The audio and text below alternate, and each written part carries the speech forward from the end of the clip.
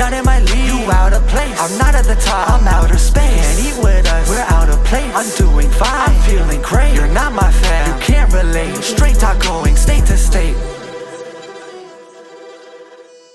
Ladies and gentlemen, boys and girls, children of all ages, welcome back to Straight Talk Wrestling. And I got another great one in the can, man. This one is awesome. Someone I'm very excited to sit down with. You know, whenever we're on Straight Talk, we big up MLW, we big up Impact, and we big up ROH. They're my three favorite promotions.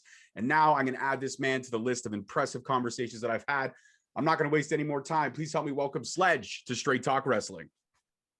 What's up? Straight Talk Wrestling. Dun, dun, dun, dun.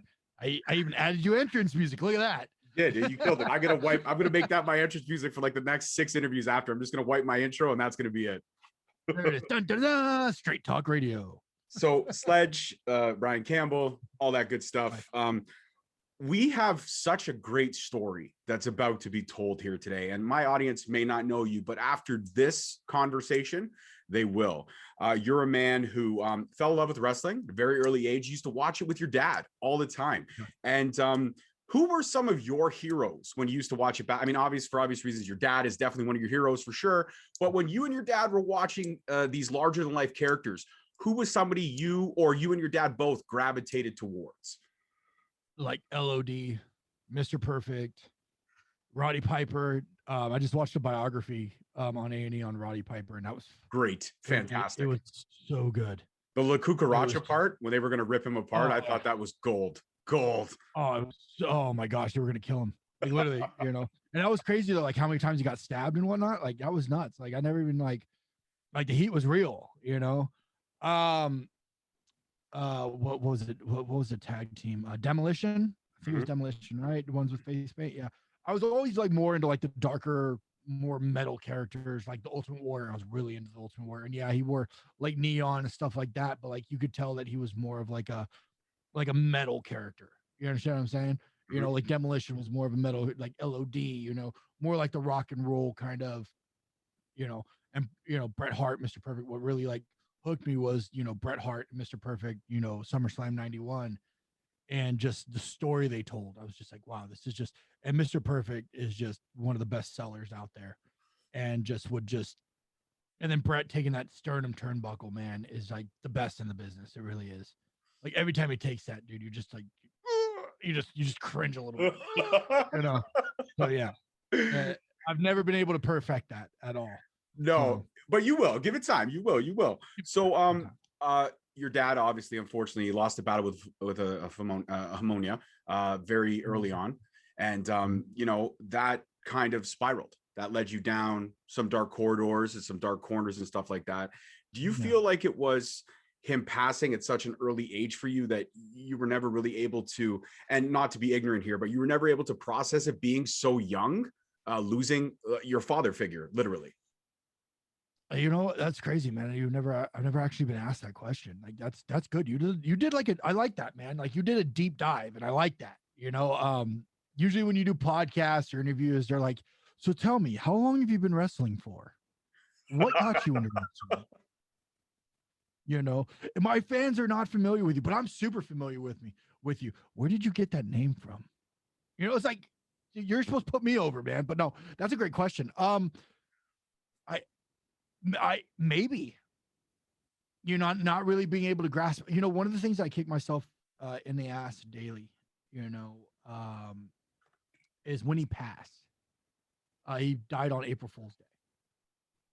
April 1st, 97, if I'm not mistaken. I'm almost positive. You know, I got asked if I wanted to see him one last time, and I never did. I said no, I don't, and I kick myself in the ass every day because I should have seen him at least one last time just to say my goodbyes. And that's just one thing that I like. It tears me up to this day that I never was able to do that. And then one of the things that really makes me upset is that he didn't get his own gravestone. You know, he shared it with like his grandmother because they were cutting costs.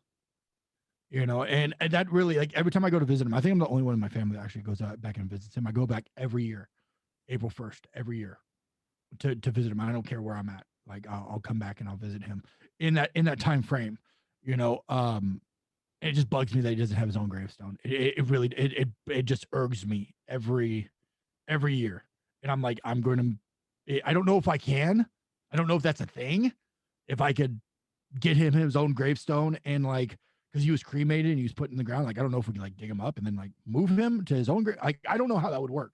I have no idea. But yeah, not being able to process it so young, because I was so young, definitely. And it was definitely a hard age too, just because I was becoming, I was going into the teenage years of when you learn how to be a man and you're expecting, your father to teach you how to shave, teach you how to be a man.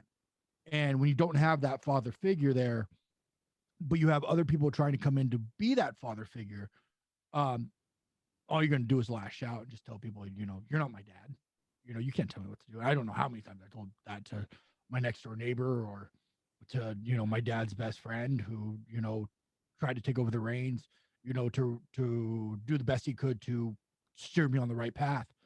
You're not my dad. You can't tell me what to do, and yeah, I really, yeah, that's a great question, man. Like, yeah, I think because I was so young that I just didn't process everything the way that it should have processed, and it was crazy. I don't mean to keep rambling because I could talk forever. No, absolutely. One of the things was like, they made like an announcement at my school, Oh shit. like over the intercom. Yeah, I've never heard that before. That's horrible. Though. That must have weighed even more. That must have been like, why would you say because like that? Like, why would you do that? And they did that at like I think it was my middle school that did that. So I had everybody coming up to me. And it was like, you don't think this shit's hard enough? I don't know if I'm allowed to cuss on this. I'm sorry. No, absolutely. You don't think it's hard enough? Fuck yeah, you're okay. Fuck yeah. You don't think I need, I don't need this, crap right now. I don't need you guys coming up to me and telling me how sorry they are of me. And then a lot of people like made fun of me because of it. Now, oh, you're an orphan and you're this. It's like, yeah, I get what you're saying, and I'm sorry that had to go through. Yeah, condolences on the loss of your father. I luckily still have both of my parents. My dad right now is fighting an uphill battle with stage 3 cancer. He's the great thing about when you're kind of backed against this wall, you really see the test of an individual and the strength. And I think you have been backed into a corner a few times. You have, like I said, you're an open book. Anybody can do the research that they want. I've done the research that they wanted. I'm not familiar with your in-ring career, but in doing my research, I definitely have found some matches that I definitely want to talk with you about. And obviously watching you on ROH. Let's carry on with where we are. So your dad passed, we go down those dark corridors, those dark halls. And what I'm talking about to my audience is the drugs and the alcohol. And you're trying to numb the pain. You're trying to, I guess, fill a void because you couldn't. But the greatest quote that I've seen is ROH on ROH's website. And I want to read it right off the website now because I find it so intriguing. It's your biography on the website. And it basically says, forged by the demons that live inside his head, the metalhead maniac once turned to drugs and alcohol to quiet those voices. However, realizing he was hurting himself and those closest to him, Sledge returned to the sport he loved, professional wrestling. He's devoted himself to training and becoming the most bruising, devastating fighter in the business. Sledge's quest took him to the ROH dojo, where he impressed coaches with his passion, his intensity, and his physicality. Sledge thrives on competition, and he's put his peers and the future of honor on notice. And that's just a fantastic way to describe you. Backed into a corner, broken down, literally trying to numb the pain. And you wake up one morning and you go, you know what? I'm done. I'm done trying to numb it. I'm going to face it head on, and I'm going to show the world that I can be a true comeback story. And that's what intrigued me the most about sitting down with you. It's not the setbacks, it's the comeback. And the comeback is electric. You have, since you've debuted on ROH, you have impressed the hell out of me. Every time I watch ROH, I'm sitting there going, I like what I'm seeing right now, but where the fuck is Sledge? Like, we got like 15 minutes left here. Where is he? And then you show up and it's devastating. But yet you're one of the nicest and most humblest people. And I want to talk about the drugs and alcohol. So what was the stemming point or the tipping point that you realized, no, enough is enough. I'm hurting myself. I'm hurting my wife, my children. I'm hurting everyone around me that's been there to try to help me through all this. And now I've got to make a change. Was it a change for more yourself at first? Was it a selfish change, or was it for everyone else around you first? Man, you come with the good questions. I like that. when you lose everything, you don't have anywhere to go. I lost everything. I lost my wife. I lost my kids. I lost everything because I was addicted to alcohol, drugs, and everything else that I was doing. Trying to numb the pain. I legitimately was living that rock star life. I got hot on the indies very quickly because of my size and the way that I looked. And I was getting booked every weekend, and I was traveling and doing the thing. I had WWE knocking on my door 6 months in, and I thought I was untouchable. I literally had this chip on my shoulder, like no one can touch me. So I was partying and I was drinking and I was just, being an asshole, honestly, to be 100% honest, being an asshole. And when it comes to booze and all that stuff, girls come involved, and living that rock star life, everything else comes involved, and it's one of those things where, when you lose everything, I was so messed up, man. And I got hurt. The reason why so I lost my dad when I was 12. I started drinking at like 13. I started drinking with his brother. That was the first time I ever got drunk. And then I woke up to him literally beating the shit out of me. 6'3", 300-pound guy on top of you, beating the living piss out of you because he's drunk and I'm drunk. Then I just partied through high school and, all that stuff. And I got, in some trouble when I was 18. I got arrested when I was 18. Still drinking, still partying, still having that chip on my shoulder. And my sister tried to save my life. She did, man. I was homeless on the streets and I had nowhere to go. And, it's crazy because, your family's supposed to be there through thick and thin with everything, right? You're supposed to be family. You're supposed to be this bond, right? And when you call your mother and you're living on the streets and you call your mother and you go, hey, I'm going to die out here. I need help. And she chooses her job because she works for the federal government over you and goes, I can't help you.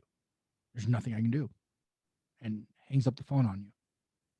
That's something that sticks in my mind so much. And people go, your mother can't be that bad of a lady. I still don't have a relationship with her to this day. I whatever, So I called my sister after that. My sister busted me up to San Francisco, and I was still partying though. Like I was partying and drinking and smoking and doing whatever it was, I didn't really get into drugs like pain pills until I got into wrestling and I got hurt. Yeah, you slipped on a beer can, right? Something about beer can straight up. Yeah, I was drunk and I went to jump on my best friend's back, and he Samoan dropped me on a beer can that was standing straight up. Oh shit. And it went right into my lower back. I was already having back problems.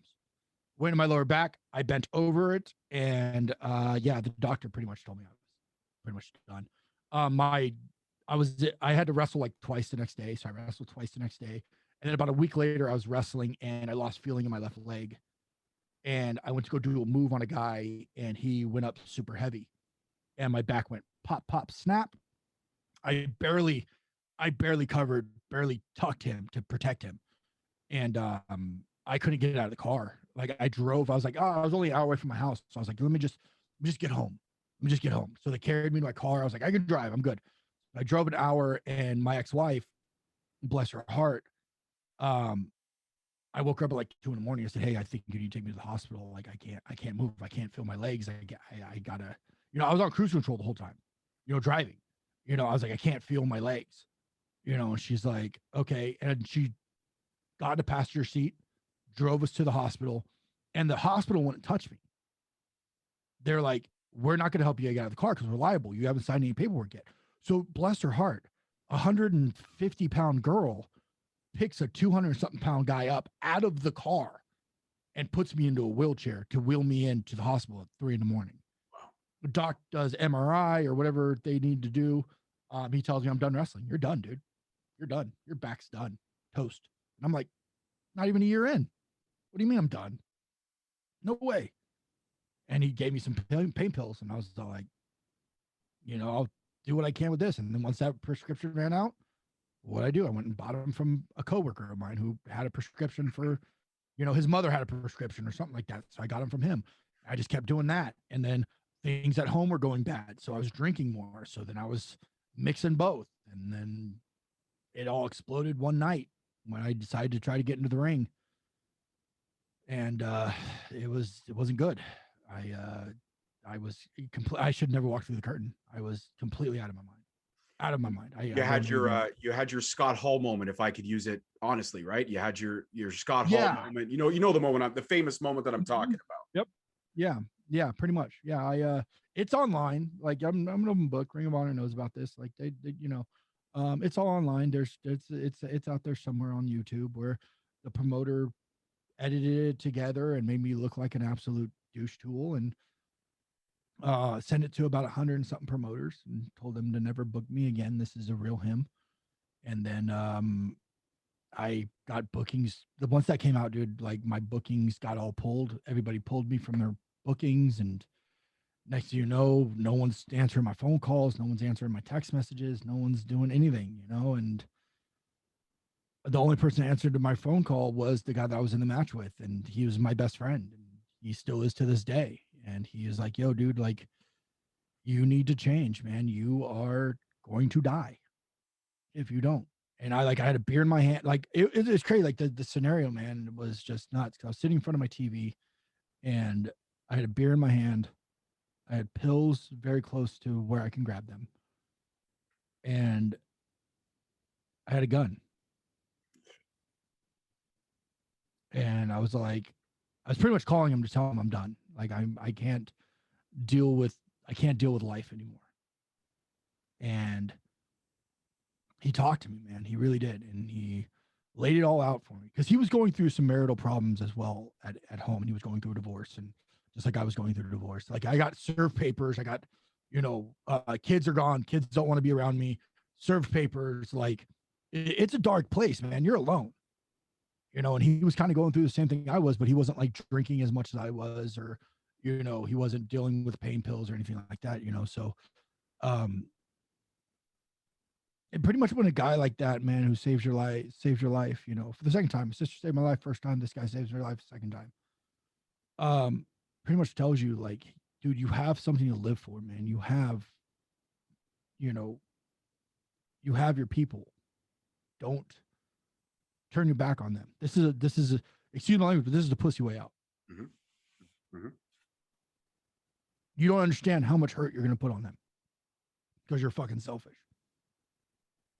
So I put him on FaceTime. We FaceTimed and I just told him, man, I'm done. Like I'm done with the drugs. I'm done with the alcohol. I got to change, man. I got to get my life on track. And I dumped all the pain pills that I had. I had a drawer full, man. Like I had a goddamn pharmacy in my underwear drawer. Wow. It dumped all those, dumped everything else that I was, taking, and all the alcohol. And I just told him to check on me. I called my shoot job. They were aware that what was going on. And I called them and I told them, hey, like I need a week off. I need to try to get clean. I need to try to get, something. And that was cool. They were really cool. They understood. They were really, really cool about it.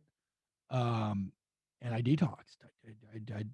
He checked on me every single day to make sure that I was still alive, because that sucks to detox. It sucks. Like your body thrives for this shit so much, and you think you're in so much pain, way more pain than what you really are in, because you're so chemically messed up. And I know I'm rambling, and I apologize. No, you're sharing your story. It's not rambling. You're sharing your story. Go ahead, continue. And it's just one of those things, man, where it's just like when you wake up that day and you have that clear head, like that, the haze is gone. Yeah, that epiphany. Yeah, like everything is just, things just taste better. Like the world, you just look at the world different. And all I did, honestly, man, was I trade one addiction for another addiction. I trade drugs and alcohol for a food addiction. That's all I did. I suppressed my pain with food. That was it. So I went from, and what was really cool though, is when I got sober, Joey Chaos from Santino Brothers Wrestling calls me, and who trained Brody King, trained one of people that had the hands in Tyler Bateman, Jake Atlas.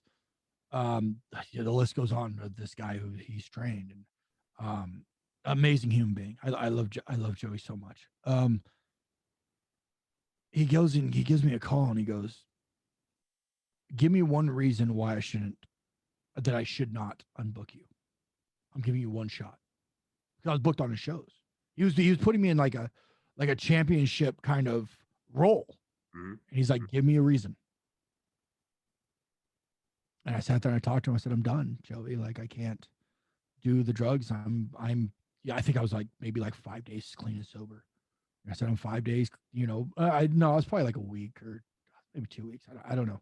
I was clear-minded though. I told him I'm never going to drink again.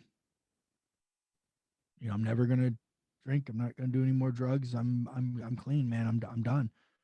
And he's like, "You got something, kid. Like, I believe in you. You got something, just keep level-headed, and he gave me a shot. He really did. And I kept working for him. And then, I was working for, little promotions here and there, but I was only wrestling maybe like once a month, if that. And I gained a lot of weight. I really did. And like after I got clean and sober, man, I went up to like 320 pounds. And like I was working a shoot job. I was working for the linesman for the cable company. I had a good gig. I was making good money. I had a great gig, but it was what really like clicked for me, man, was watching Lucha Underground. Yes. Love Lucha Underground. Honestly. So good. So Lucha Underground was filmed only a couple hours away from me. And I'm seeing guys that I've wrestled and like had amazing matches with getting swooped up. And I'm thinking to myself, man, like if I wasn't such a fuck up, I could have been right there with them. But wait a minute. I can be right there with them. Yes. And and then I got like a good support system on my side. Like that support system is everything. It really is. Like support system is everything. If you have a good support system in your corner, fuck, you could do anything in this world. So I got a good support system. I got a gym membership. I reached out to a couple buddies who are in phenomenal shape. And I just started grinding. That's it, man. I just started grinding. And then, one thing led to another. Next thing you know, like the word's starting to kind of get around. Sledge is looking pretty good. And at the time I was running my own promotion. So what was happening was I was throwing shows, running my own promotion, wrestling on my own shows. So I was getting my ring time in. And the guys were going back to these promoters going, "Dude, Sledge is looking pretty good, dude. Like he looks like he's cleaned his shit up, dude. He's looking pretty okay." Next thing you know, promoters are starting to call me again. "Hey man, like we heard you're I think I was maybe like 3 years clean and sober, maybe 4 years at that time. Hey man, I hear you're 3 or 4 years clean and sober, man. You've changed your life around. We would love to have you back." Yeah, let's do it, man. At the same time, still grinding, still, working the shoot job, still grinding. So I was, next thing you know, I'm wrestling 3 times a weekend, getting off work on Friday, driving to the event, 4 hours away, hitting a double or triple, driving all the way back. It's just, next thing you know, I'm asking for a lot of time off work and, the job's not liking that too much. So, and just kind of snowballed from there. You probably have more questions. I'm sorry. I just kind of no, it absolutely did, but it's so intriguing to me because you always hear the stories of like myself. I never battled addiction, but I battled and I'm very open book as well. I mean, anybody that's seen my interviews, when I get into these great conversations like this that inspire me, I like to share a little bit of my story as well. I was an angry individual. I had so much anger inside of me and I never knew where it stemmed from. And it took my wife sitting me down just under 4 years ago and telling me that I can't live with you anymore. I can't live with who you are. Our daughters can't live with who you are. And if we want this to work, you need to change. So the next day I called my doctor's office and I said, I'm not okay. And my doctor said the best quote I ever heard in my life. My doctor said to me, it's okay not to be okay. Absolutely. And now we need to get you clear and level-headed. And I went through my first therapy session and I worked through so much of my shit. And mental illness is not a joke. You're never alone. And the great thing is that just having that person to talk to, that outside perspective, they gave me so many tools that I use. And it's a working battle every day, much like you, but I had the help. You had the support system, but you fought it alone. You didn't check into a facility. You didn't do any of that stuff. You did it on your own with that support system. And that's worth way more than any other thing that could possibly be. If your legacy is the fact that you did that, you cleaned up, you gained back the reputation and the trust that you lost, all it proves to anybody that's listening right now that's battling anything from anger or from frustrations like me or from what you battled, they could say the setback or the comeback is always greater than the setback. And when all the doors were closed, you found a way, sir, to kick them in. And if anybody deserves a round of respect, and for me, you already have my respect. I dig you. I dig everything. But the world needs to know that the setback is always, or the comeback is always greater than the setback, man. And you're living proof of that. So I promised myself when we sat down today, I would tell you that. And I'm telling you that. So thank you for being so honest and open with the world. I appreciate it, man. Thank you. And every time I do these things and stuff like that, or every chance I get to talk about, my story or if the way I tell people all the time is like, my way worked for me. Mm-hmm. It's not necessarily going to work for you. And I battle depression like an SOB. Some days I'm just like you, man. Honestly, I'm just like you. I just wrestle for a living. That's it. That's it. I'm a human being. I have blood running through my veins just like you do. I have the same probably demons as you do, or like anybody else that's listening to this things. I have the same at home problems like everybody else does. I have the same, responsibilities. I still pay bills, I still, I'm just like anybody else, and everybody looks at me like I'm this huge star. And I'm like, no, I'm just a human being. What's great about it is I still can walk into Walmart and nobody knows who the fuck I am. That's great. I'm okay with that. Well, I'm going to start following you around to Walmart, being like, Sledge. Ladies and gentlemen, that's Sledge. He's over there right now. He's buying underwear. Yeah, and that's Sledge right there. Who the fuck is that guy? Sledge, who the fuck? Like, look him up. No, just Google his fucking ass. Idiot. No, but one of the things is like I tell people all the time, the way I did things is sometimes not a right way to do things. Of course. You can die. Your body can go into that shock and you can die. And if you feel like you need to program and go to NA or AA, please do that. If you feel like that's what you need to do to help yourself get clean and sober, or go see a therapist because you're battling depression, there's nothing wrong with that. And people believe that makes you feel weak, that you're a weak person because you have to go see a therapist. You are, because it's made so like a taboo thing, that depression is so taboo, and no one understands that mental illness is real, especially now in these COVID times that we're in right now. Suicide rate has skyrocketed. Yeah. Because no one knows where their next paycheck's coming from. No one knows how sometimes to pay their bill. A lot of people got laid off. I'm very, very blessed that Ring of Honor took care of us through this whole pandemic. And I signed my deal right before the pandemic hit, or I would be just like anybody else right now. That's got to be kind of a blessing in disguise when you look at things, right? I mean, the pandemic hits, you sign it, and ROH still honors the agreement while they're trying to, themselves as an organization, trying to figure out what their next step is. How can we do it safely? How can we be back in the business, but be secure for our wrestlers, for our talent? Right. And that was one of the biggest things that I was worried about, honestly, is I just signed my deal. It was so funny. I said, the world came to an end because Sledge signed a deal. I say that all the time. It's not your fault. It's not your fault. We all know where it started. Like, holy crap, Sledge got a deal. Like, yep, world's coming to an end, guys. There it is. See you guys later. Peace. And I tell one of the biggest worries I had was I haven't debuted on their TV. No one knows who I am in the Ring of Honor world. I haven't done vignettes. I haven't done anything about debuting. I was allowed to post a video of me signing my contract. I got that cleared by the office that, yo, can I do this? And they're like, yeah, go ahead. You're cool. But after that, they didn't it wasn't like they retweeted it or they shared it or anything like that. It was just on my social media. And at that time I didn't have like the highest social media following. So a couple people saw it, a couple people retweeted it, and they're like, hey, congratulations. It's kind of cool, whatever. So they could easily have said, hey man, it's just wrong timing, brother. Sorry. Maybe we'll see you down the road. Mm-hmm. They could easily have done that. But they didn't.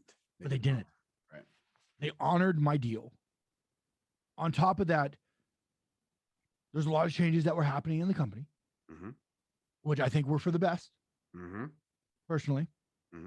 And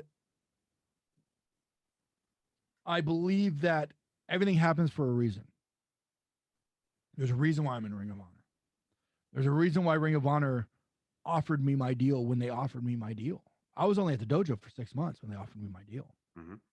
And it was at that down now the dojo, correct me if I'm wrong. The dojo was just a handshake, right? It was no guarantee. It's like show us what you got, nothing. And we'll see where we are. That's all it was. So, right. Yeah. So and that's the crazy part about it is when I went and I got I originally went to a Ring of Honor show in Las Vegas.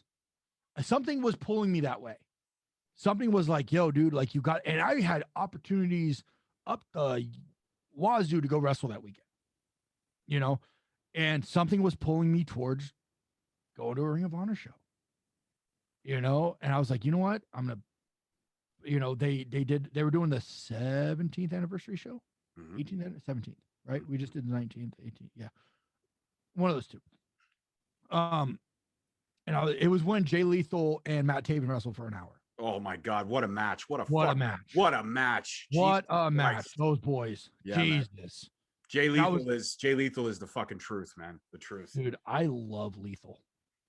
I really do, man. That guy is. Well, now you got to tell him that you also love Straight Talk Wrestling, so he can get back to me and say we could set something up. I will. Jay's on Twitch now. Oh, well, yeah, does he drink coffee like you, or does he do something different? Dude, Jay was on my show.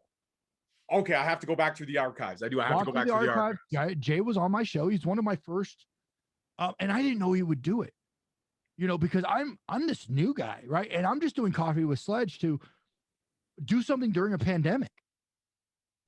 I was like, man, like I gotta, and I was doing it on Instagram originally, and I had Silas as one of my first ones, right? And then a buddy of mine was like, yo, dude, you got to do this on Twitch. Like, you got to do it on Twitch.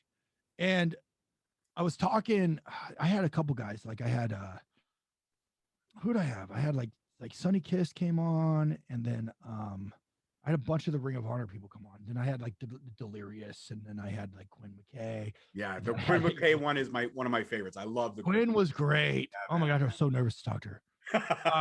Because you have to realize something. I don't really have like a relationship with these people too much. Right. Yeah, they were at the dojo with me, but like we would train, and then that would be it. There would be no like hangout session. Like I think I hung out with everybody maybe once, and that was at like a Ring of Honor event.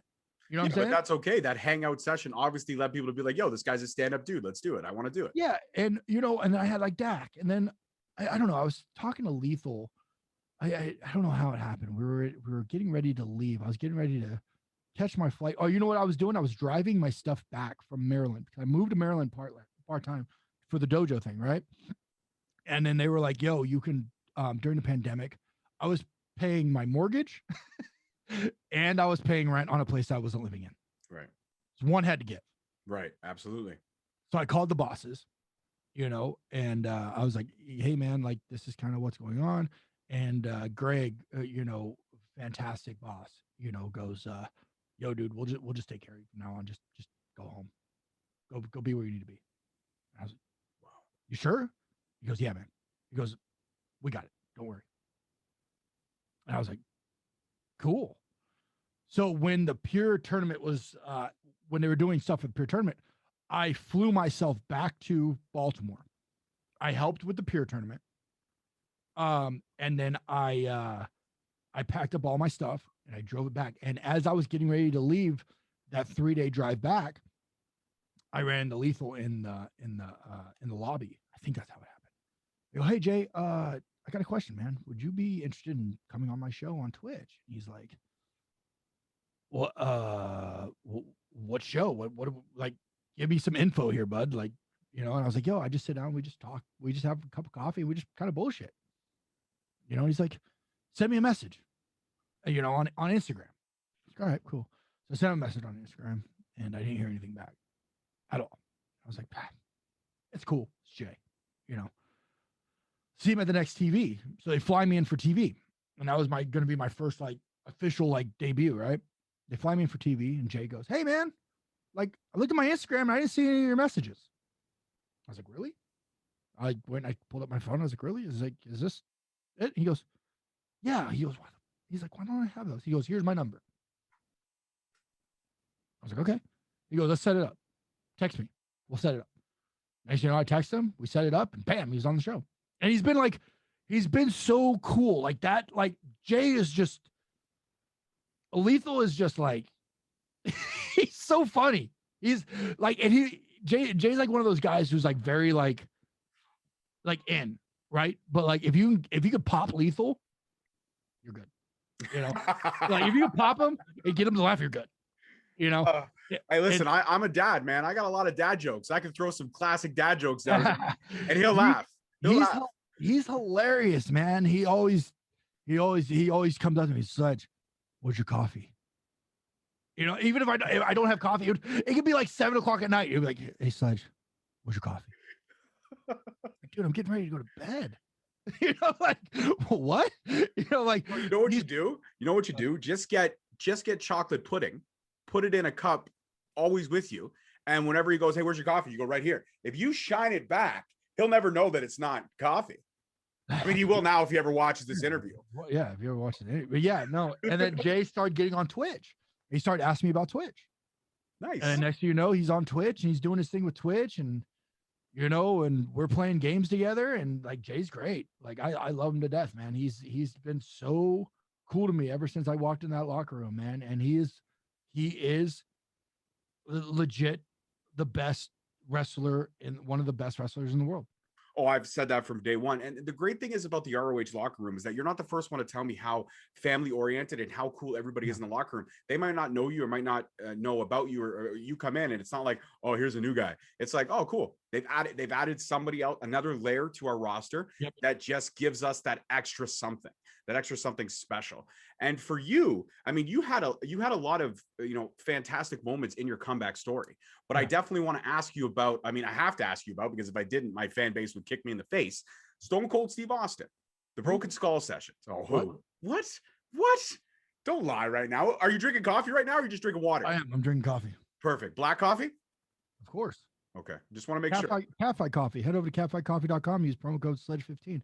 Get 15% off your order. There you go. Shameless plug. There it is. What? Yep. All right. So back to seriousness now. Okay. No more fart jokes right now. None. You going to do it again? I thought there. Stone Cold Steve Austin, the Broken Skull sessions, being on there. I mean, that kind of made you and your stock rose even more with that. Cause obviously Stone Cold has one of the biggest platforms, but how surreal was it to you when Stone Cold reached out and said, hey man, I want to get you on the show. I want to talk about you. I want to share your story. Go ahead.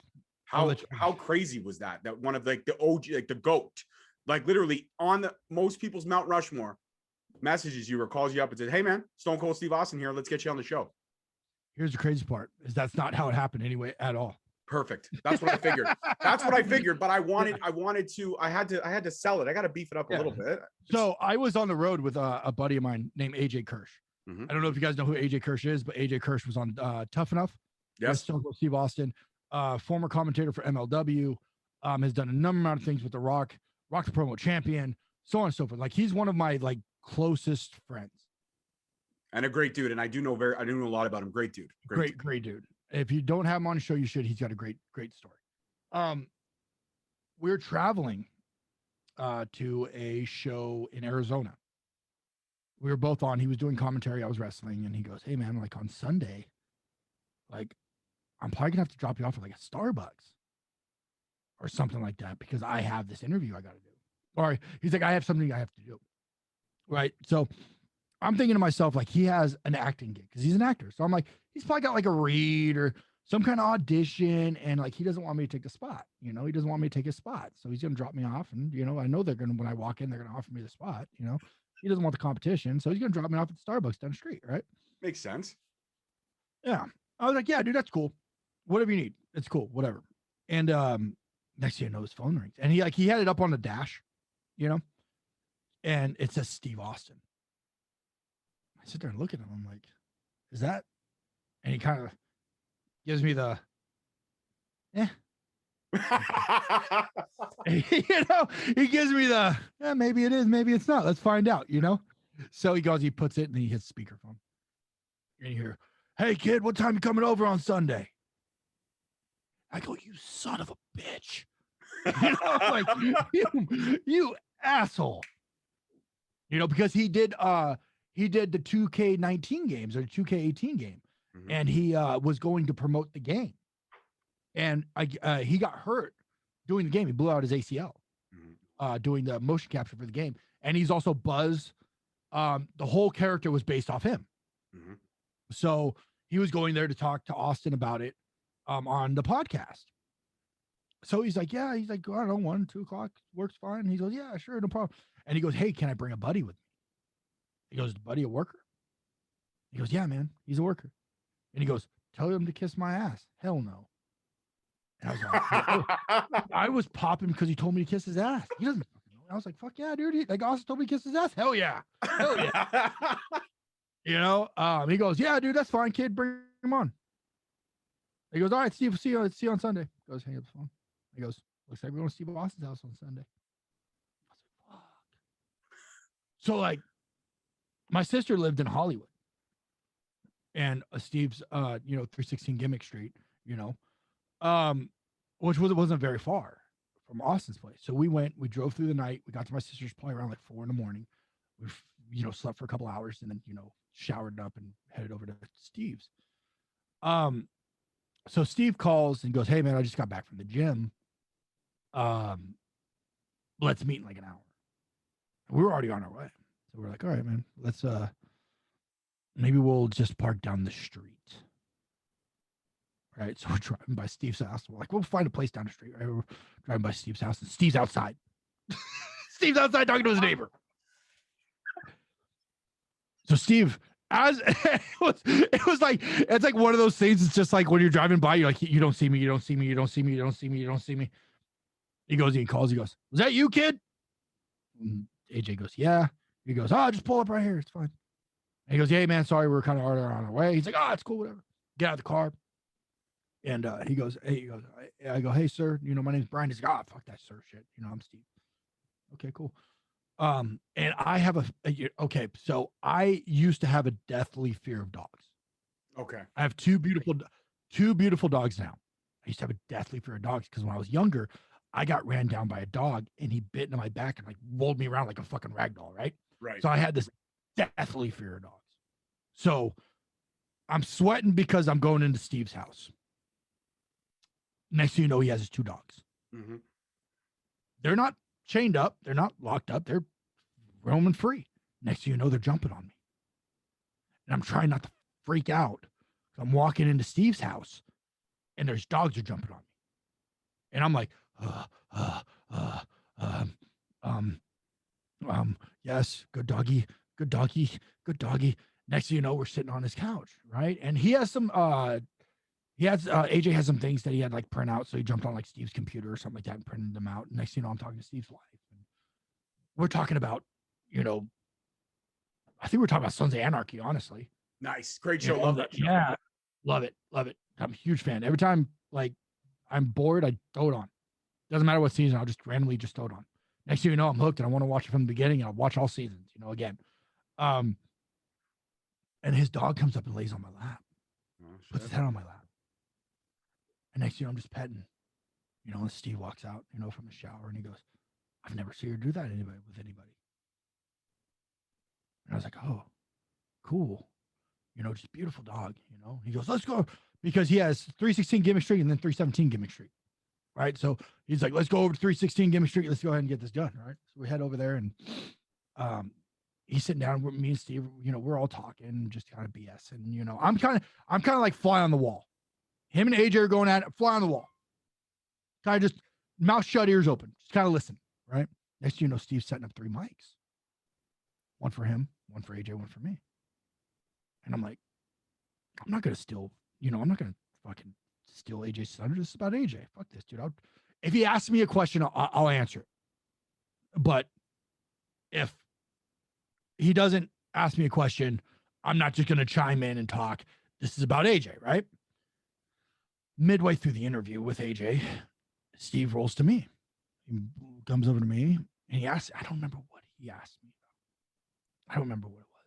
But then we got on the subject of music. And the next thing you know, he's like, he asked me something like he had to take a break. Steve took a break. He had to get something to drink or something like that.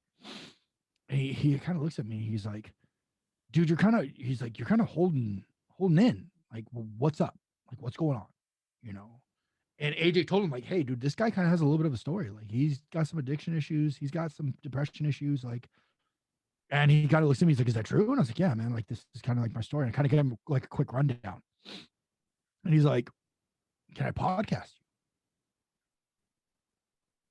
And I'm like, are you serious? And he's like, yeah, dude, after we're done with AJ, we'll do you. And it would just be you. And I'm like, yeah, man, that would be great. And now I'm fucking sweating bullets even more. I've never really done podcasts. Like, never learned how to really like sit here and talk like we're talking. Right. So you could hear how uncomfortable I was in that interview. It's on my YouTube channel, youtube.com/themetalheadmaniac. It's up there. It's in my archives.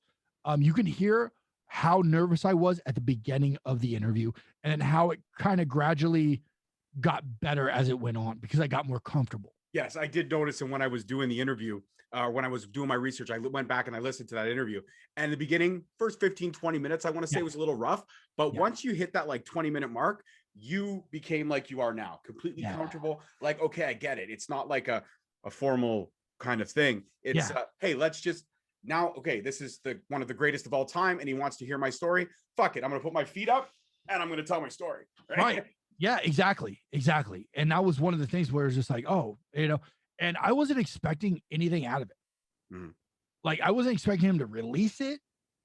Because I mean, he's had guys like before me, dude. He had like PCO. He had like, Brian Cage. He's had Eli Drake. He's had, big WWE stars like fucking, you name it. He's had him on there, right? Right. So I wasn't expecting anything out of it. Hell, he threw MJF out of his damn house. Yeah, I love that one, by the way. I really do. What I'm saying? Yeah, man. Threw fucking MJF out of his fucking house. And then me and AJ cut this promo with Steve. In Steve's fucking gimmick, and then I still have the broken skull gimmick right here. This is personally from him. Right. I'll never get rid of it. And then he's just AJ's like, hey, can we cut this thing with you? And he's like, yeah, let's do it. And I was like, dude, wow. Like how humble this guy is and so just down to earth and how fucking cool he is. I still have contact with Steve today. That's amazing. But rightfully so, because he, what I see in that moment is not a moment of opportunity. That's a moment of somebody recognizing who you are and what you bring to the table.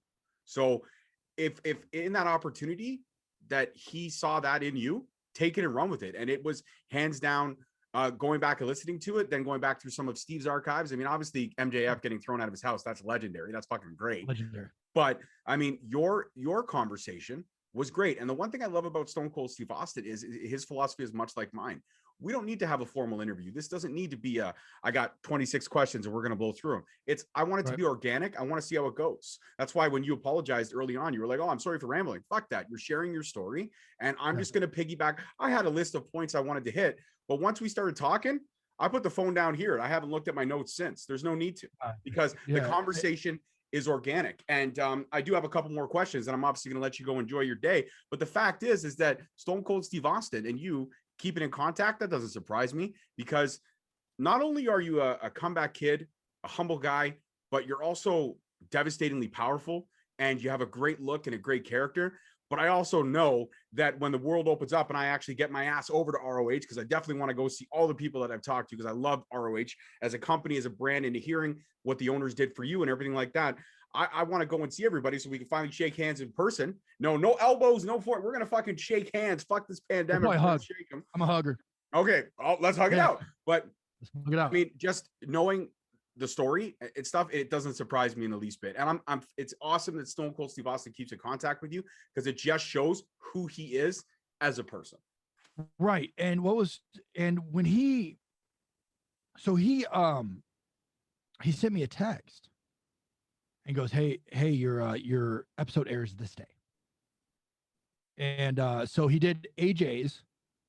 And then at the end of AJ's, he put me over and said, we're going to have, Sledge, Brian Campbell on in 2 weeks' time. And then he sent me a text. And I said, hey, man, I said, can you give me your address? Do you mind if I get your address? I would like to send you something to say thank you. And he gave me his address. He's like, you don't need to do that. But I sent him some merch. I sent him my shirt. My Sledge of Anarchy shirt, I think I sent him some stickers, some other stuff, and just a note saying thank you. Because he literally launched me into a different bracket. Mm-hmm. Mm-hmm. I was a no-named indie guy working in California. The minute that podcast hit that morning, my phone did not stop. And I was talking to AC Romero about this. When AC did the first pounce he did, and he pounced that dude outside the ring, he goes, that's what made me. The minute Steve's thing hit, next thing you know, I'm getting booked in Texas. Within minutes, I'm booked in Texas. Next thing you know, boom, other promoters are just blowing me up. Here we go. Boom, boom, boom, boom. Now I'm headed to, this was before I did Steve Austin after I did England. That's right. So I did an England tour first with the WAW family. That really kind of got me on the map here in the US a little bit. And then I did the Steve Austin thing. And the next thing you know, I did Impact. And then it just kind of snowballed from there. But the crazy thing is, Ring of Honor still had no idea who I was. And that's okay. Mm-hmm. It wasn't. Now, a couple of the guys from Ring of Honor knew who I was because I've wrestled them, like Cobb, and I think on the show was the Reno Scum, and guys like that. They know who I was. I was a California guy, right? And Brody King obviously knows who I was because, excuse me, we've shared the ring together. Me and Cobb, number of times we've shared the ring together. So these guys knew who I was, but the head office at Ring of Honor, the people that make the decisions, no idea who I was. So for me to block out that weekend, and I did everything I needed to do to get noticed. Showed up early. It's crazy though, because I contacted one of the people who help out with the Las Vegas show. They give the guardrails, right? I contact him and I go, hey man, I want to come out for the Ring of Honor show. Cool, man. Show up at 4:00. 4 p.m. on a Thursday? That doesn't sound right. It doesn't sound right at all. Next thing you know, I text a buddy who's like a good friend who did my entrance music actually for Ring of Honor. His name's Wes Logan. He plays in a band called Death in Motion, which is a fantastic band. If you guys don't know who that band is, look them up. They're freaking awesome. Just Google that shit. You'll be able to find it. Google that shit. I text him because I was going to stay with him. And he's done extra work for Ring of Honor and stuff like that. And he goes, nah, man. Nah, he's fucking with you. I was like, really? He goes, yeah. He goes, if the trucks are there, they're there. And this is usually the time they start setting up. All right, perfect. So I flew in. He picked me up from the airport. I flew there on my own dime with like a backpack, like full of clothes. And I think I had my wrestling gear. You always go to a show with your wrestling gear. Absolutely. So I think I had my wrestling gear with me. And I was at Sam's Town trying to get into the backstage area. Checking the doors. Okay, well, maybe, boom. Okay, there's trucks here. It was like 10 a.m. Finally, I walked around multiple times, and one of the guys who was head of the ring crew looked at me and goes, "Hey, man, I don't mean to stop you, but what are you doing?" I go, "Hey, man, I'm just here to help. Whatever you need me to do. Like, I'm here to help. I'm here to help set up the ring. I'll put the damn thing together myself. I don't care. I've set up so many rings. Doesn't matter to me. I know how to put them together. He goes, "Oh, cool, man. His name was Bird. He works for AEW now, but his name was Bird. And he goes, "Hey, man, I'm Bird." He goes, "We don't start setting up until noon. So you got a couple hours." I showed up at 10 a.m. He's like, "You got a couple hours, man." I'm like, "Okay, cool." So I was like, do I leave or do I stay? Fuck it. I'll stay. So I thought I got something to eat. I, fucked around a little bit more and did some things. Next thing you know, Bird's walking by and he goes, "Hey, we're going to start setting up now if you want to come." Hell yeah, let's go. So next thing you know, he's talking to me and we're rapping and we're like, "Oh yeah, dude, like I know, Brutal Bob and, so-and-so." And he's like, "Oh shit, I love Bob." And, next thing you know, man, like I'm just busting my ass. I'm doing everything they need me to do. Doesn't matter what it is.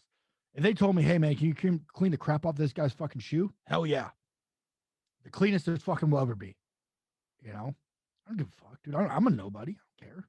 Mm-hmm. Just because I've been on Impact pay-per-view, I don't give a fuck.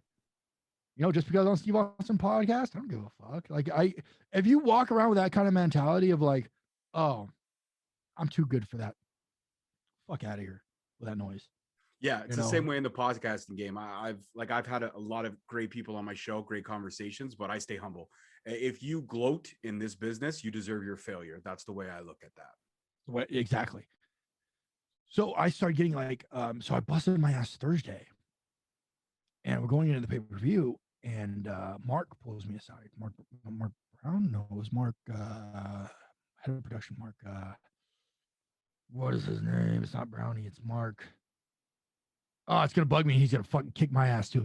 Ever hears this either. I think I only have him in my phone as fucking Mark ROH too. Jeez, man, look at me, man. I got like fucking 1,200 fucking interviews to do today. Jesus, it's all your fault. I'm just kidding. But I am your favorite one. I'm the one that's gonna stick out. You know that. That's right. And then the next guy's like, "So how did you get into wrestling?" We go again. Jeez. And he's like, "Hey man, can you be here by 9 tomorrow?" So he gives me an earlier call time than everybody else. Absolutely. Shit, I'll be here at 8:30. Because if you're fucking early, you're on time. If you're on time, you're late. It's the way I live my life. Mm-hmm.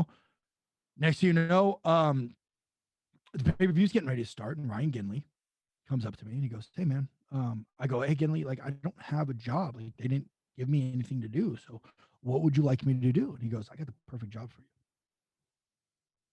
I was like, "Really?" And he goes and he sets me next to the head producer at the time. And the producer comes up to me and he goes, "Hey man, like this guy, he's gonna be your right-hand man, whatever you need him to do." Kind of looks at me and he goes, "So what, you want a fucking job or what?" I go, "Yes, sir." He goes, "Who are you trained by?" I go, "I'm from San Luis Obispo, California." I was nervous as fuck, just sweating bullets. I was like, "I'm from San Luis Obispo, California." He goes, "Great. Now I know where the fuck you're from." He goes, "Who the fuck trained you?" And I was like, that's a double-edged sword right there, bud. I'm not, So I still won't give him credit to this day for training me because I don't believe he trained me. So I to be honest, so I'm not going to say his fucking name. So he goes, "Do you have some stuff?" I go, "Yeah." He goes, "Send me an email." And I did a Billy Gunn seminar. And Billy Gunn goes, "You know the way to get a job?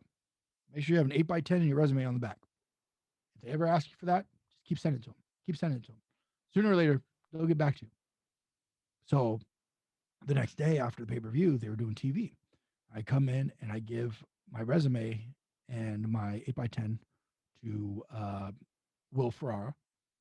And he takes a look at it and he goes, okay, man, we'll take a look at it. Thank you.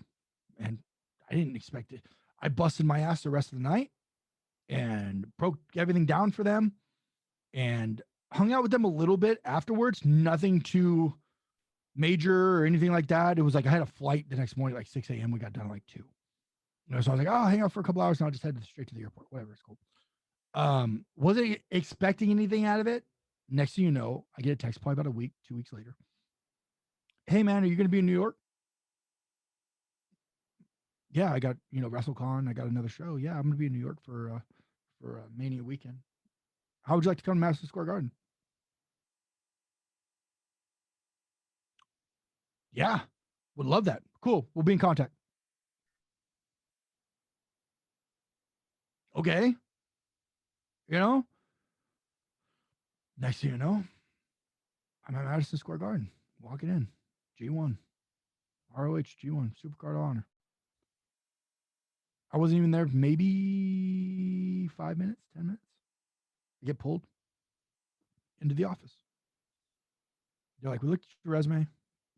We looked you up. He goes, we just have a couple questions. Why are you not signed? What is it? Why? You got a good look.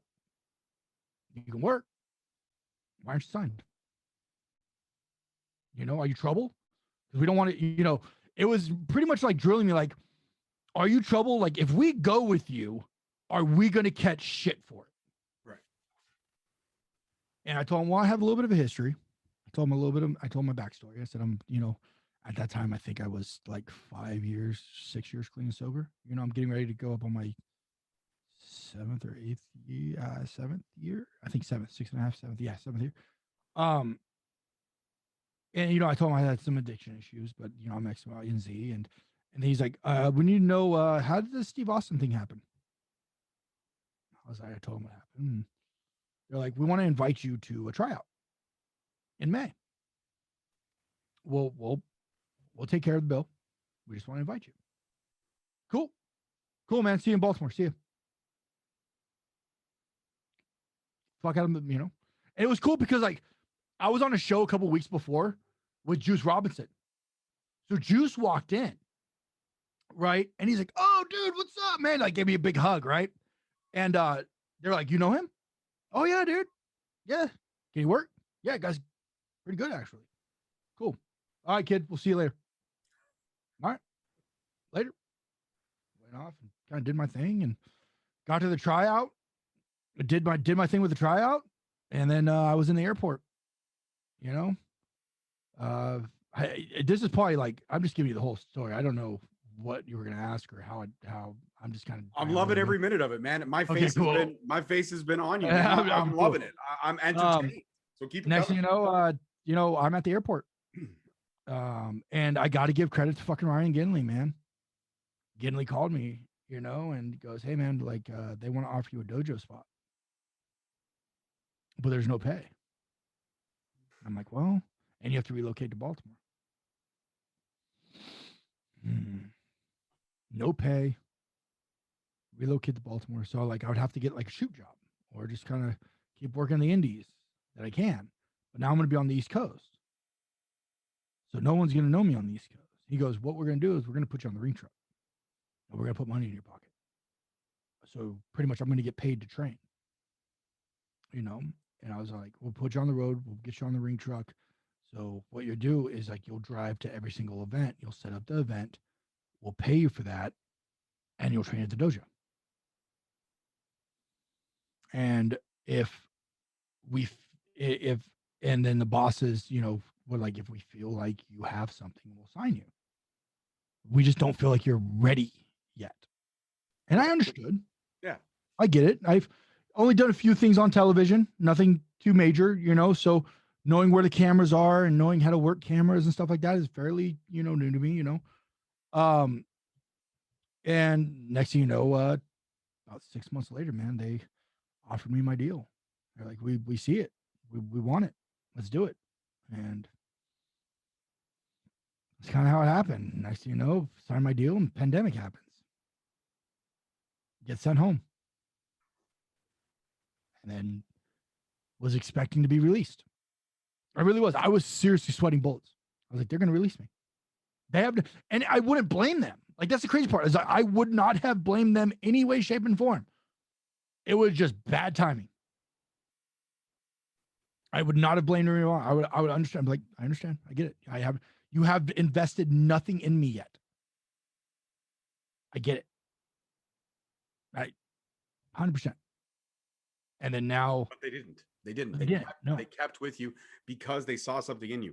And I think it was honestly and truly your openness, your honestness. When they asked you, they said, you got a great look. You can work, but why the fuck aren't you signed? Like, what backlash is going to come for us announcing, hey, guess what? We've signed Sledge. Yeah. And if it was a year after all the shit had gone down, they probably would have received flack.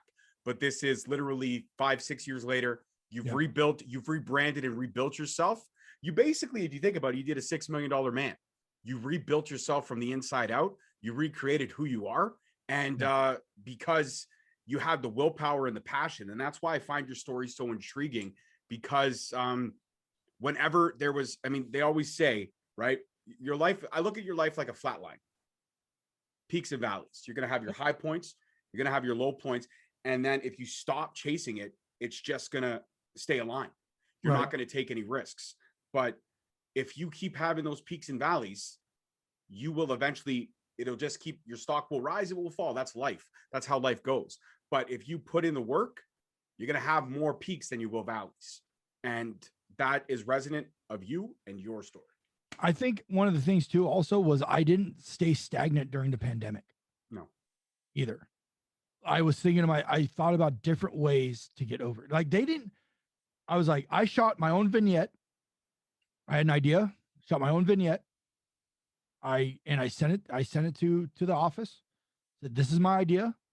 This is kind of the way I want to do it. And they're like, shoot it, see what happens. So I shot it, I sent it, and they're like, dude, this is great. Thank you.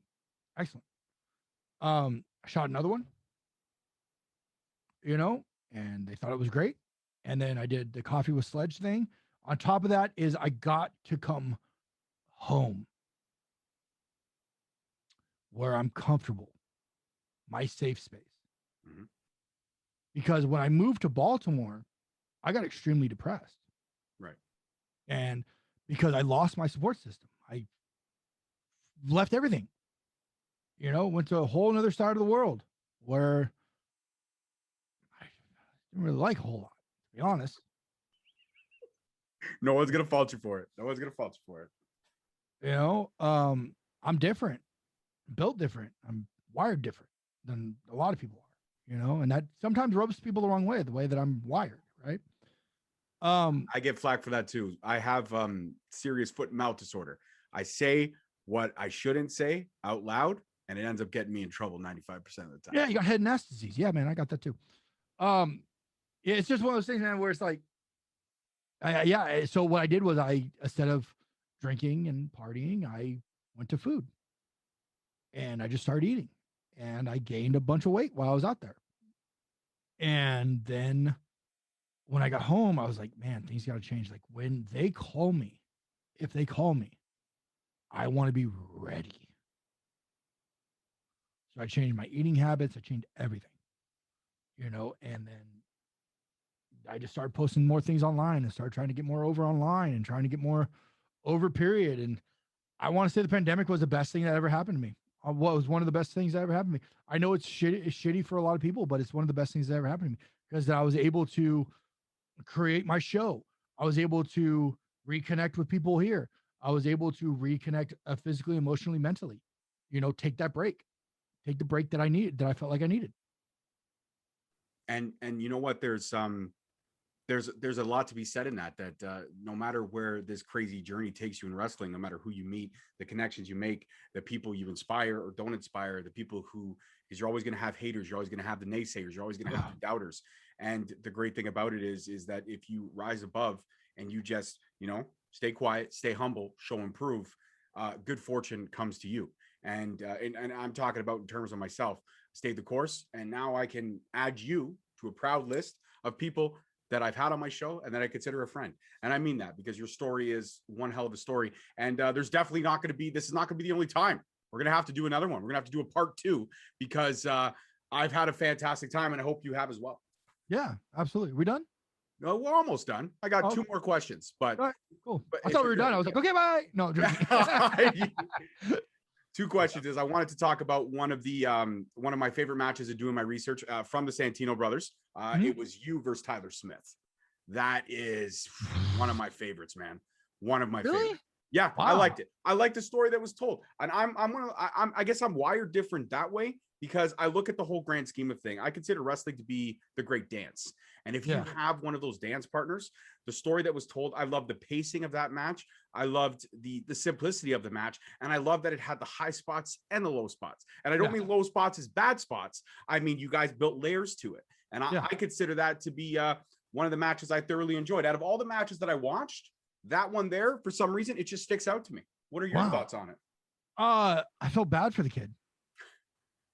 I really did. I think I gave him a concussion from the power bomb. See, that's something I wouldn't know. I mean, I know he took a couple hard bumps, but I did not know that concussion. I think I gave him a concussion after the power bomb, from one of the power bombs. He didn't protect himself, and wham, he got the whiplash. And I don't know what he's doing now. I want to say that he was on the East Coast and he was wrestling. He was doing his thing. I was kind of keeping up on him and doing his thing, but like I have no idea where he is now. That's crazy. That one would stick out more than the Eli Drake and listen.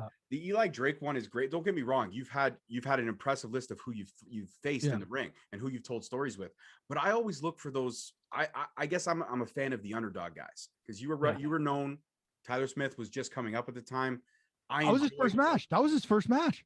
Okay, see that I did not know. I thought he had at least. I thought you were in his first 10, not his first match ever. I think that was his first match. If I remember correctly, I want to say I was his first match. Well, then you know what? I guess maybe that's what drew it to me because I guess I saw the potential, and it's unfortunate. I hope he is still in the business. I hope he is still wrestling because if that was his first and his last, it sucks to go out like that. But that was. I know it wasn't his last. Okay, well that's good. His last. That's good. You know that he wrestled more, and I want to say that he's on the East Coast. I want to say he's in the Pennsylvania area. I think that's what it stuck out for me because I saw the potential in him, and I saw just you and the power. And I think that you led the way in that match. Obviously, you were the veteran in that match for sure. But I just for some reason that one sticks out to me. I can't really put a pinpoint on it, but I like the story that was told. And I mean, if we're gonna talk apples to oranges, yes, the Eli Drake one was mentioned, but I want it to be different. You said at the beginning of this message that I came with good questions. I wanted to come with a match that would surprise you. I didn't want to say, you and Eli Drake were great. You would have been like, cool. Yeah, I've heard that on 19 other fucking interviews I've done. That was great. If you would have said me and Robbie Phoenix, because me and Robbie told a great story. I love Robbie Phoenix. He's Joey Chaos' right-hand man, and he was the champion at the time, and I was chasing the belt with him. And we told a good story. We told a really good story, man. With his ribs, like he couldn't breathe. Yes, I watched that. Now I know the one you're talking about. Yes, that one was great. Yeah, and see, that's what I'm talking about. Like sometimes people don't see it. People are like, oh, it's just two guys fighting. Nah, there's layers to it, man. Yeah. If you sit down, shut up, and pay attention. Like for me personally, I don't know where your thoughts are, but for me personally, and I don't know how you are for time. I don't know where your interview blocks are. But for me, one of the ultimate stories ever told is my all-time favorite match, and it's Brett versus Owen WrestleMania 10.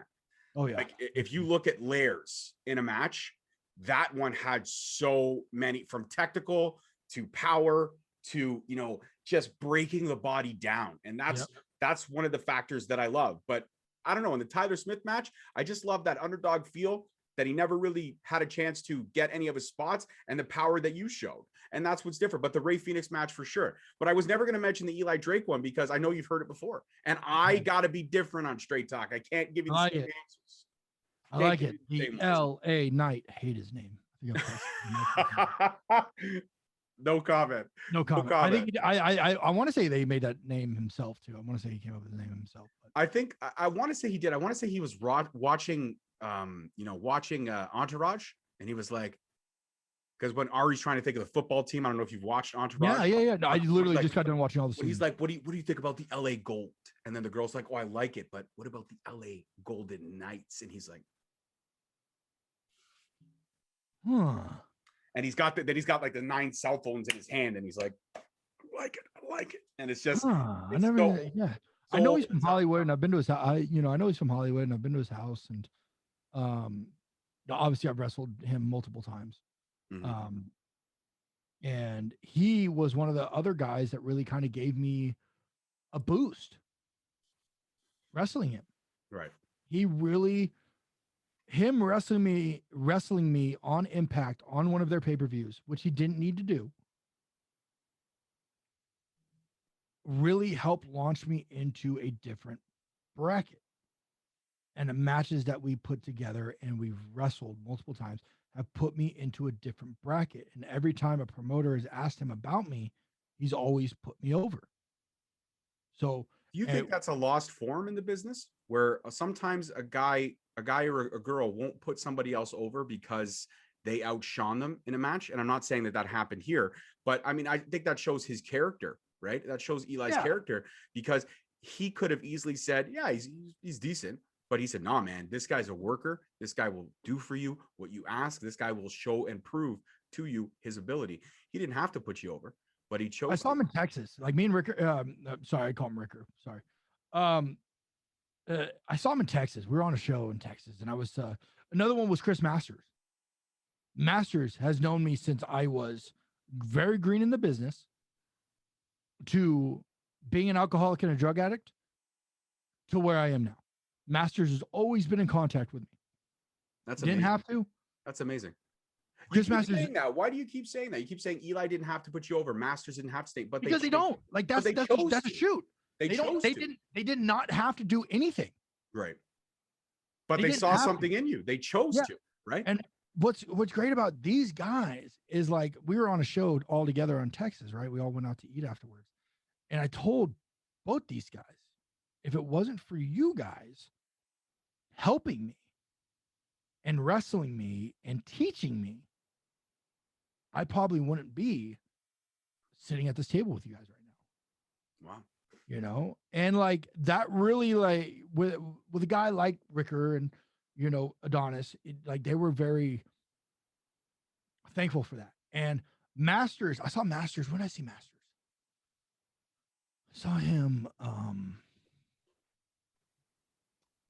did I see him? I saw him like in Vegas a couple years ago, right when I signed with Ring of Honor. I saw him, right, and he just came up to me, and you had just said Sledge, you know, like everybody, you know.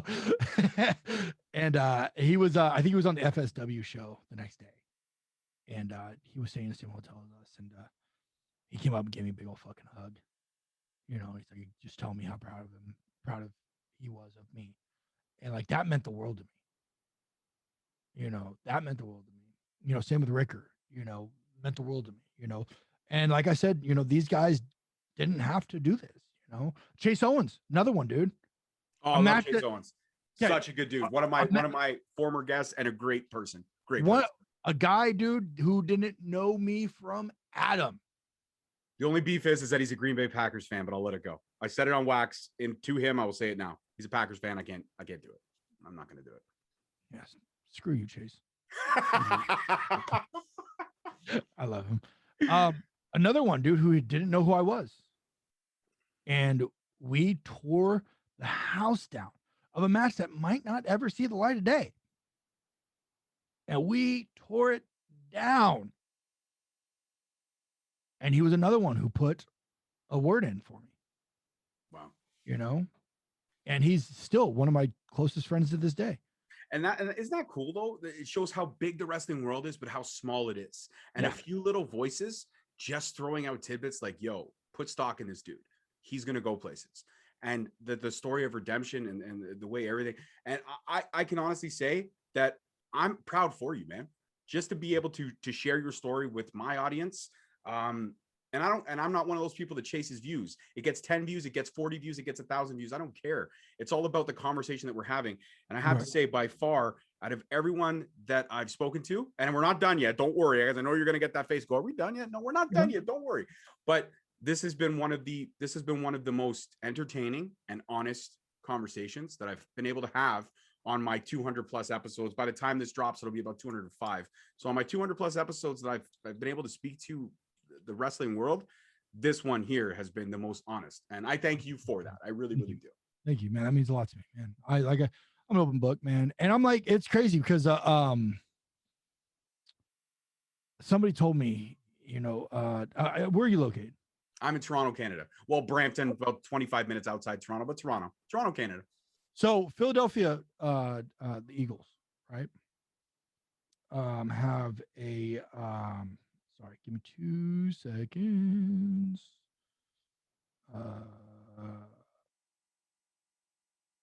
There it is. That's what he goes. Somebody came up to me in the locker room. I'm not going to say who it was. They go, dude, you're Brian Dawkins. Do you know who Brian Dawkins is? No. Yeah, Brian Dawkins is a former Philadelphia Eagle. Okay. AKA Weapon X. Okay. Yes. Now that you said Weapon X, yes. Now I remember. Yes, I do. Okay. He goes, dude, you're Brian Dawkins. He goes, you're the nicest fucking dude in the world. He goes, but the minute you fucking turn Sledge on, get the fuck out of the way. It's a good analogy. I like it. He goes, you're literally Brian Dawkins. Brian Dawkins is the nicest dude in the fucking world. I had no idea who Brian Dawkins was, right? Until he sent me, he sent me the name, and he's like, dude, you need to do this. He goes, Brian Dawkins on game day turns into Weapon X. He goes, on game day, you turn into the Maniac. He goes, you put on the Sledge suit, your Sledge, and you're the nicest dude in the world. Get the shirt off the back. Fucking, I'd give my shoes to a homeless person if they need them. I don't care. I don't. Like, if somebody walking around barefooted, I'll give them my shoes. They're just shoes, But that day, the game day, the day that you wrestle, man, you turn Sledge on. And I turn him on. And there's a way I turn him on. There's a way I turn the Maniac on. He goes, you're a fucking different animal, dude. You're scary. How do you turn him on? I could be just crazy. I could be in full gear, and he won't be on. Won't be on. I turn him on, dude, by saying a prayer. Okay. Before I walk out the curtain, I go by myself. And I just say a little prayer, dude. I say a little prayer to my dad. I say a prayer to, I'm not going to go into details of what I say. Of course. But I'm just down on one knee, and I'm just thanking for me being in the position that I'm in. And the minute I finish, I do like a little cadence, right? And I finish the cadence. I smack my knee pad. Like, I don't wear knee pads anymore, but I used to. I smack my shins, I smack my thighs, I smack my face, and I let out this big fucking yell. And that switch goes on. Now it's time to fucking wrestle. Now it's time to fucking hurt somebody. Now it's time to fucking beat the shit out of somebody. And that's, you could hear it just, Rah! And like everybody look, what the fuck? It's crazy. Like, I've never done it. When I first did it in the fucking Ring of Honor locker room, right? And we're at Gorilla, and I always go on the outside of Gorilla. I don't want to, everything's mic'd. I don't want people fucking hearing me fucking yell, I'm on the outside. I'm fucking doing my thing. Everybody's like, fuck? And then it's fucking boom. It's go time. Don't fucking talk to me. Don't say shit to me. Just get the fuck out of my way. Yeah. Let me go out there and do what I got to do. Yep. Tell me what way. Tell me to go, and I'll go. Yeah. Through here. Go. That's it. Like it's like 3, 2, 1, go. Sledge, you're out. See you later. And then as soon, do you have to come down? Like, once you turn him on, once the match is over, when you go back through the curtain, are you back? Are you back to Brian, or do you have to come down still? Nope, I'm back. So as soon as the match is over, you walk through the curtain, boom, Sledge is gone, Brian's there. Yep. Nice. That's that, and you know what? That's always fascinated me, a before match ritual, and I think that has to be one of the coolest things I've ever heard. And now that I watch ROH on a regular. Next time I know you're on the card, I'm going to turn the volume up to max and see if I can accidentally hear that yell. And if I do, I'm going to DM you and be like, I heard you yelling. It's not mic'd very well. You might want to tell him to change it. I'm on the outside, man. You can't even fucking hear it. I'm almost positive you can't hear it. Maybe I can. All right. Well, yeah, I don't know. One day we're going to hear it. I guarantee it. It'll happen. Oh, yeah. You'll probably fucking hear it. You hear the and fucking, oh, shit. Like, I'll be like, oh, cool. Sledge is on. Nice. All right. Let's go. Yeah, dude, here it comes. Yeah, dude. Like, I'm ready to fucking, like hurt somebody. You know, it was crazy. Like, when I first saw my Titantron. The fuck? Like, it was crazy because like I never seen, my Titan, I got a fucking video, your entrance video. Yeah. My entrance video, right? I never fucking see anything like that. You know, like, what the fuck is this? Crazy. Yeah. And it was funny because do you ever look at yourself in the entrance videos and kind of laugh a little bit like, oh man, I'm so over the top intense? Like, no, because that's just who I am. I'm an intense human being inside that fucking ring. Like, you'll see it, when does this air? This is going to air probably first week of July. Oh, okay, cool. Oh, down there. All right. Well, you'll see it in all my matches. You'll see it in all my matches. That how fucking intense I am. Yeah. I walk out and I'm intense. But I'm having fun though too. On the inside, I'm having a great time. Of course. You're doing something you love. If you weren't having fun, you're in the wrong business. Right. But having to, it was crazy because thanks to Gator, man. Gator's amazing. He's one of the best camera guys in the fucking business. When I was flown out to do TV the first time, I was first match. They gave me like 5 minutes. I think they just want to see what I look like on camera. Right. Because I don't think the match is ever going to see the light of day, which is fine. It's cool. And I was doing my entrance and it wasn't good. Like, I didn't know. It was just like, okay, go. I was like, okay, cool. So I went and did the match and shit. And like, I had one the next day and I was first again. And I was so nervous and like walked on eggshells. And it's just one of those things, man, where it's like, you're in a big company, you're in there with some fucking big fish now.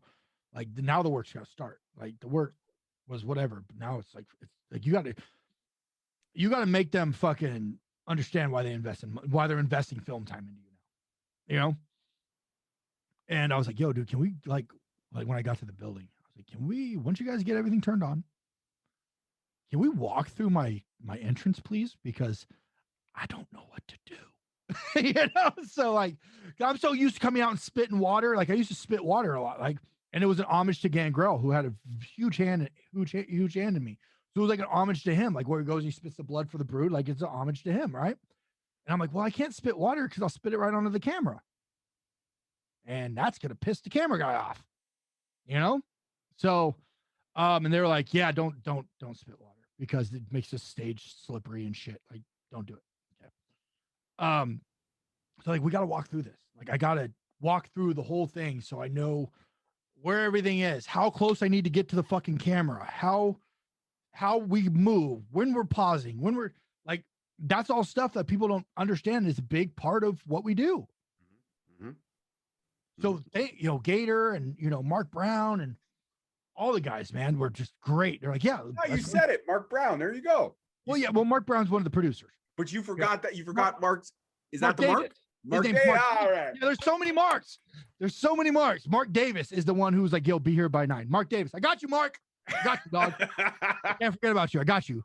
Because he came out to the last TV. He gave me a hug. He told me how proud of him I was. I love you, Mark. Okay. Our production team, our production staff. Because I used to be part of that family before I got onto the main roster. I was part of that production family, traveling the roads with them, setting up the shows with them, going through everything with them, and it was just, I consider them family. I really do. And without them, the show doesn't fucking happen. Right. We're just talent. Absolutely. Without our production team, without the guys now setting up the ring, without the guys laying out the mats, the production team fucking laying cable, fucking camera guys that make us look good on camera. None of that shit none of us are superstars without them. 100%. You know what I'm saying? Yep. So like, hats off to our production team. Our production, we have the best fucking production in the fucking world. I got the best bosses in the world. Hats off to them. But like, Gator was one of those guys, man, who was like, yeah, let's walk through it. And he's the lead camera guy. So he's, when you're getting those fucking close-up shots, it's him. And he's like, and we're talking and as we're going through it, we're talking, come forward. Okay, this is where you need to be every time. Like it's a dance. I didn't know it was a dance. It's like a dance with the entrance. I didn't fucking know that. So like, it's so cool to learn that stuff and learn where the handhelds are, hard cam, boom arm, so many different elements to and especially now since we don't have fans and we're just shooting for the audience at home, like you need to find your head. You need to find the handhelds. They're finding you, but you need to find them as well because you're not necessarily performing for the audience in the crowd. You're performing for the millions at home as well. So like learning stuff like that was really, really cool. And I'm still learning to this day, which is awesome. So, well, I think if you stop learning, then you're dead at that point because you never stop learning. Never. Back to Lethal when I did my entrance, right? Because they do the fog and the smoke and shit, and I get to the back and Lethal comes to me and goes, Sledge! Like he always yells it. I don't know why he does. He just does. And he's like, that's a cool fucking entrance, dude.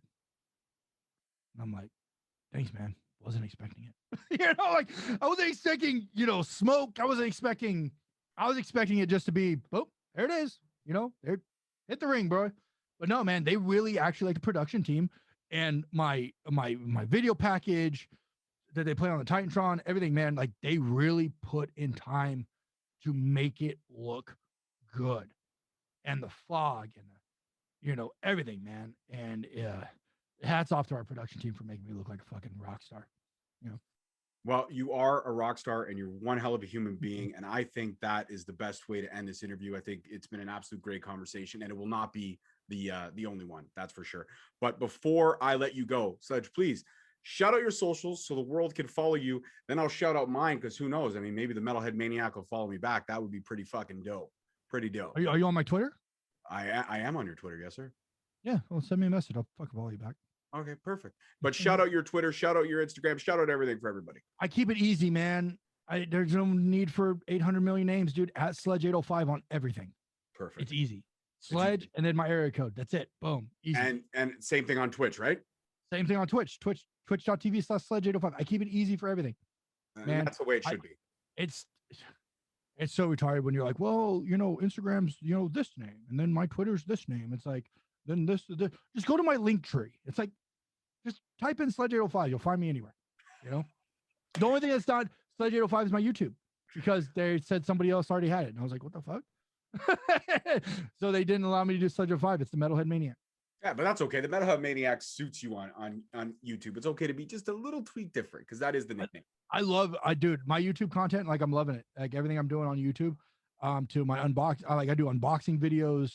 I put my interviews up there that I do with people on Coffee with Sledge. I do number amount of things on my YouTube channel, man. And I like to the Ring of Honor bubble vlogs to you name it, man. Like I'm doing it on there. So my goal is to have Steve Austin on my show. That is my goal.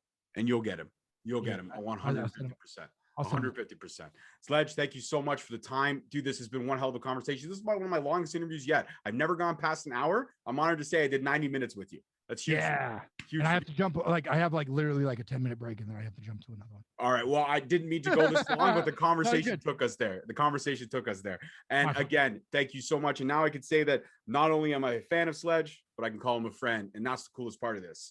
So thank you so much. Guys, don't forget to follow the socials. You'll hear him at the end of the show. Follow the socials. Find out who next week's guest is. As always, peace, love, and wrestling. See you guys next time.